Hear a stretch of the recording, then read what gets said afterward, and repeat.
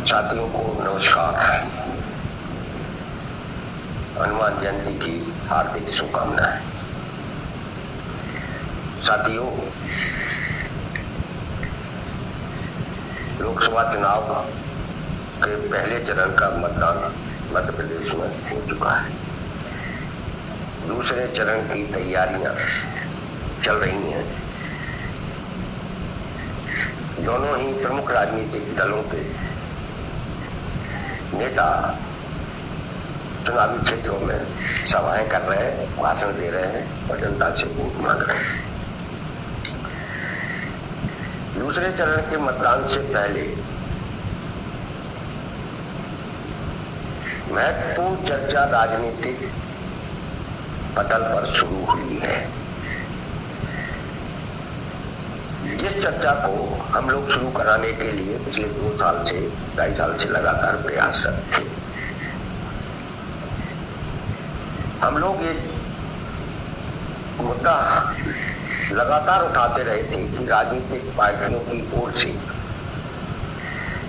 जो रोजगार में असुरक्षा पैदा की गई है, जो क्लास 4 और क्लास 3 की नौकरियां खत्म कर दी गई हैं, उसे आउटसोर्स अस्थायी ठेका नौकरियों में तब्दील कर दिया गया है।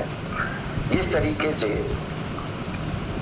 स्कूलों में अंशकालीन कर्मचारियों से, भृत्यों से, ग्राम पंचायतों में चौकीदारों से, पंप ऑपरेटर से 2000, 4000, 5000 में काम कराया जा रहा है और जिसके कारण समाज के अंदर आर्थिक असमानता बढ़ रही है। क्लास 4 और क्लास 3 की नौकरियों के रास्ते पूरी तरीके से बंद कर दिए गए और ये सारी नौकरियां ठेके पर दे दी गई हैं। इस कारण भी गरीब, मजदूर और मध्यम वर्गीय परिवारों के अंदर आर्थिक असमानता बढ़ी है। उनके परिवारों में रोजगार का संकट पैदा हुआ है। हम लोग ये मुद्दा लगातार उठाते रहे हैं कि इस पर चर्चा होनी चाहिए। यह बात हम अपने स्तर पर अपने ज्ञापनों के जरिए हर राजनीतिक नेता से, हर राजनीतिक पार्टी तक पहुंचाते रहे हैं। जब तक हमारे ऑल डिपार्टमेंट आउटसोर्स अस्थायी, अंशकालीन, चौकीदार, ठेका कर्मचारी संयुक्त मोर्चा मध्य प्रदेश है, उसका स्पष्ट मानना है, उसके नेताओं का स्पष्ट मानना है कि जब तक नौकरियों में जो अस्थायी कल्चर पैदा किया गया है, ठेका कल्चर पैदा किया गया है, वो कम से कम वेतन में काम कराने की जो परंपरा शुरू की गई है, इस पर राजनीतिक पार्टियों के अंदर चर्चा नहीं होगी तब तक इस मुद्दे का समाधान नहीं होगा। हमारे लिए ये बहुत अच्छी बात है और हमारे लिए ये अच्छे संकेत भी है कि हम जो विधानसभा चुनाव से पहले भी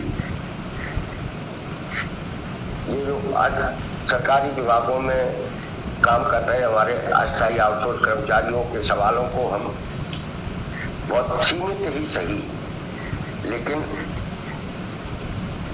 राजनीतिक भाषणों में इनकी चर्चा कराने में हम लोग सफल हुए थे और कांग्रेस के नेता उन्होंने अपने वचन पत्र में हमारे मुद्दों को शामिल भी किया था और जिसके कारण वो राजनीतिक चर्चा में भी आए थे। आज फिर लोकसभा चुनाव के लिए जो कांग्रेस की गारंटी घोषित की हुई है, जारी हुई है, उसमें भी हमारे मुद्दों को शामिल किया गया है। लोकसभा चुनाव के दूसरे चरण के प्रचार अभियान के दौरान हमारे देश के प्रधानमंत्री माननीय नरेंद्र मोदी जी ने कल ही अपने भाषणों में कांग्रेस की गारंटियों पर सवाल उठाए और काफी कुछ लंबा चौड़ा भाषण दिया है। हमारे इसी पेज पर उनका भाषण है, आप उसे सुन लीजिए। 3 मिनट का भाषण है। जो श्रमिक न्याय की गारंटी दी है प्रधानमंत्री जी का, उसी श्रमिक न्याय की गारंटी पर सबसे ज्यादा ऐतराज है। तो समाज के अंदर आर्थिक असमानता बढ़ रही है। कीजिए घर बैठिए, आपको शहीद तक का दर्जा नहीं दिया जाएगा। तो यही तो अन्याय है, जो अन्याय भारतीय जनता पार्टी ने, आदरणीय नरेंद्र मोदी की सरकार ने 10 साल में हर क्षेत्र में स्थापित कर दिया है। अब अपने सारे संगठनों के प्रमुख पदाधिकारियों की बैठक करने वाले हैं। दोपहर 12 बजे गांधी भवन में ऑल डिपार्टमेंट, आउटसोर्स, अस्थायी, अंशकालीन, चौकीदार, ग्राम पंचायत कर्मचारी, कंप्यूटर ऑपरेटर, व्यावसायिक शिक्षक, वाहन चालक, एम्बुलेंस 108, डायल 100, स्वास्थ्य विभाग, आयुष्मान विभाग, ऐसे तमाम सारे विभागों के जो हमारे संगठन हैं, जो इन पीड़ित प्रजाति कर्मचारियों के बीच में काम कर रहे हैं, जो हमारे ऑल डिपार्टमेंट, आउटसोर्स, अस्थायी कर्मचारी संयुक्त मोर्चा के साथ जुड़े हुए हैं, मिलकर काम कर रहे हैं, इनके पदाधिकारियों की एक महत्वपूर्ण बैठक हम लोग 15 मई को गांधी भवन में दोपहर 12 बजे करेंगे।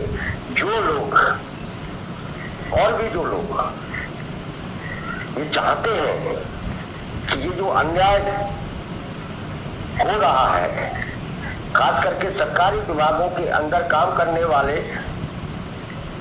कर्मचारियों के साथ ये जो अन्याय हो रहा है, ये अन्याय समाप्त होना चाहिए, और इस समाप्त कराने के संघर्ष में जो लोग भी शामिल होना चाहते हैं, हम 15 मई को गांधी भवन में उन्हें भी आमंत्रित करते हैं।